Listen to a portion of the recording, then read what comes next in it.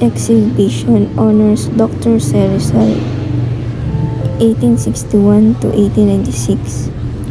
Known widely for his patriotism and acclaimed novels No Limitang Here and El Filibusterismo. Displayed in this gallery are some of his works, which show that aside from being a prominent doctor and writer, he was also a skilled artist. Also included here are several portraits, busts, and paintings of Rizal by eminent Filipino artists from the early to mid-20th century. Ang donation of Dr. Rizal, the national hero in art, ay magpapakita kung paano ginamit ang sining upang ipakita at ipagdiwang ang buhay at ambag ni Dr. Rizal sa pagkabansa ng Pilipinas sa pamamagitan ng iba't ibang anyo ng sining tulad ng pagpipinta, eskultura, panitikan, at pelikula. Dito pinapakita sa sining ni Dr. Rizal ay madalas na inilalarawan. Pinatakbo ang pahayag ito ni Rashada Lopez Haina at kinalaunan ni Marcelo Estrella. Sangayon kay Rizal, kinakailangan ang La Solidaridad ang magsilbing mukha at boses ng mga Pilipino, kung kaya't kailangan maging makatotohanan, makatarungan at mahusay ito upang maipakita ang mabuting imahe ng mga Pilipino. Sa pahayag ng La Solidaridad, inilimbag ni Rizal at ilan sa mga kilala niyang artikulo tulad ng Filipinas Extravagant Annals o the Philippines in the Century at ang sobrang Bilang isang matalino, makabayan at matapang na leader na umubog sa pagkatao ng bansa. Ang kanyang mga akda gaya ng No Limitang Here at El Filibusterismo ay nagsilbing inspirasyon upang labanan ng kolonyalismo at kalupitan ng mga dayuhan. Dito, pinapakita sa kanyang mga pinta. Pinapakita dito ang imahe ng kanyang sining at iba pa, gaya ng kanyang buhay, kundi isang paalala sa mga Pilipino na ipagpatuloy ang kanyang laban para sa katarungan, karunungan at kalayaan. Magandang araw mga kamag-aral, ako si Elian at ngayong vlog na ito, samahan nyo kami sa isang educational trip kung saan mas lalo nating makikilala ang ating pambansang bayani na si Dr. Jose Rizal sa pamamagitan ng pagbisita sa National Museum, Luneta Park at Intramuros. Unang destinasyon, National Museum of Anthropology. Dito ko nakita ang iba't ibang dokumento, larawan at personal na gamit ni Rizal. Isa sa mga tumatak sa akin ay ang replika ng kanyang mga sulat. Sa mga simpleng papel, ramdam mo ang lalim ng kanyang damdamin para sa bayan.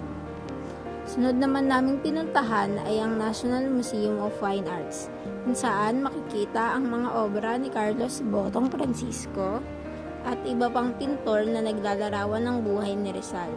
Nandoon rin ang eksena ng kanyang pagkabaril sa Bagong Bayan. Pagkatapos naman namin sa mga museo, dumiretso kami sa Luneta Park. Tahimik pero puno ng alaala. Sa mismong lugar kung saan siya binaril noong Desyembre 30, 1896, nakatayo ang kanyang monumento. Sunod ay sa Intramuros. Isa ito sa mga pinakasikat na destinasyon pagdating sa historical tour. Pero higit pa sa mga lumang pader at simbahan, dito rin matatagpuan ng Fort Santiago, kung saan ginugol ni Dr. Jose Rizal ang kanyang huling mga araw. Fort Santiago, kulungan ni Rizal. Pagpasok mo sa Fort Santiago, mararamdaman mo agad ang bigat ng kasaysayan. Sa isang maliit na selda, dito ikinulong si Rizal habang hinihintay ang kanyang sentensyang kamatayan. Sa mismong lugar na ito, isinulat niya ang Mi Ultimo Adios, isang tula na pamamaalam at pagmamahal sa inang bayan. May makikita kang mga bronze print na kumakatawan sa huling lakad ni Rizal mula kulungan papuntang Bagong Bayan or Luneta, kung saan siya binaril. Parang sumusunod ka sa huling hakbang niya, isang tahimik pero makapangyarihang pag-alaala.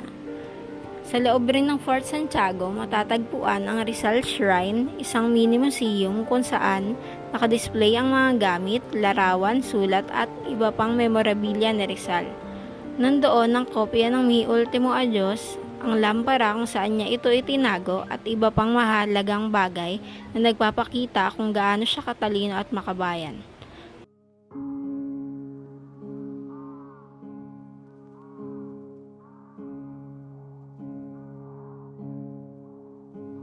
Display case na naglalaman ng dalawang version ng aklat na No Limit Tangere ni Jose Rizal. Ang isang version ay nasa likod ng salamin.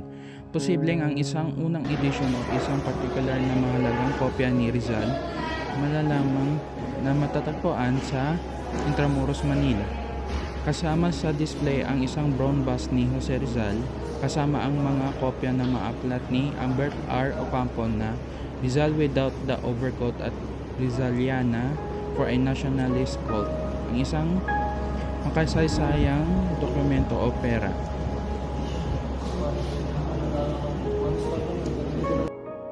Ang image na ito ay pinapakita ang dalawang kopya ng No Limit Tangere. Ang No Limit Tangere po ay makikita sa Museo ni Rizal sa Intramuros, Manila. So, is makikita naman po is yung El Filibusterismo na ginawa ni Jose Rizal. Itong El Filibusterismo po ay may dalawang kopya na makikita rin sa Museo ni Rizal sa Fort Santiago o Intramuros, Manila. So, next naman po makikita yung mga gamit ni Jose Rizal o yung mga libro na ginawa ni Jose Rizal o mga binabasa niya. Makita rin natin sa Intramuros, Manila o sa Fort Santiago. Next naman po is makita natin yung mga collection musician ni Jose Rizal noong siya ay nasa Dapitan. Na ngayon po ay nasa kasalukuyang nasa Intramuros, Manila o sa Museo ni Jose Rizal. So next naman po na picture is makita natin yung identification cards or tags. Ito po ay kay Rizal. Ito po ay makita natin yung mga information po sa dokumento na about po kay Rizal, parang personal information o photograph po. Next naman po na picture is makikita po natin is yung kung paano yung about po siya sa religion and philosophy or kung paano siya tinitignan ni Rizal or kung paano niya tinitignan about yung religion and philosophy sa kanya. Naman po is makikita natin yung picture ni Jose Rizal and yung mga information about sa kanya. And yung nasa kaliwang picture naman po is makikita natin is yung gold na oras, which means ito po yung nagre-represent na ganito, parang habang si Rizal ay nagkatrabaho at saka nag-aaral parang yung oras po is gold, parang matagal po. Nakikita natin is yung 3 metal plates o parang isa po siyang galing po siya kay Pastor Olmer, parang ine-express niya po ito sa likod nitong plates is yung takot niya dahil nga po doon sa pag-execute kay Jose Rizal dahil nga po matalik niya ito kaibigan.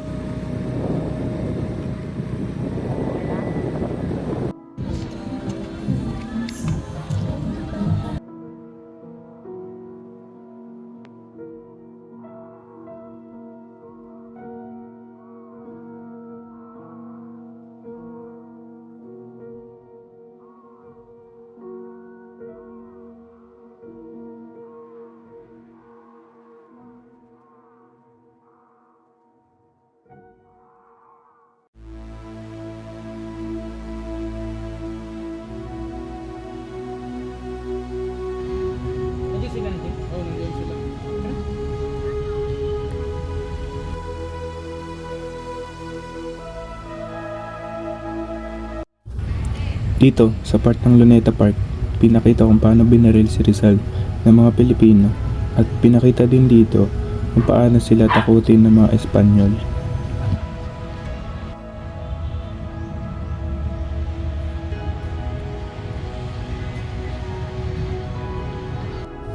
Kumuha din kami ng mga selfies at pictures ng mga sculpture at statwa doon.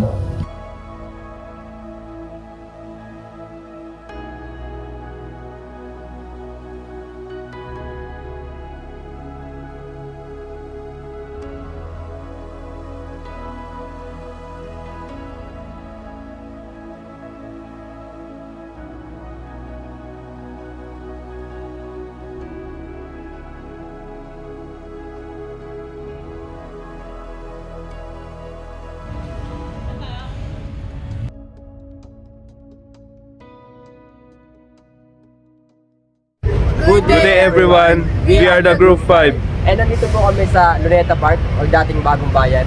and this is our vlog.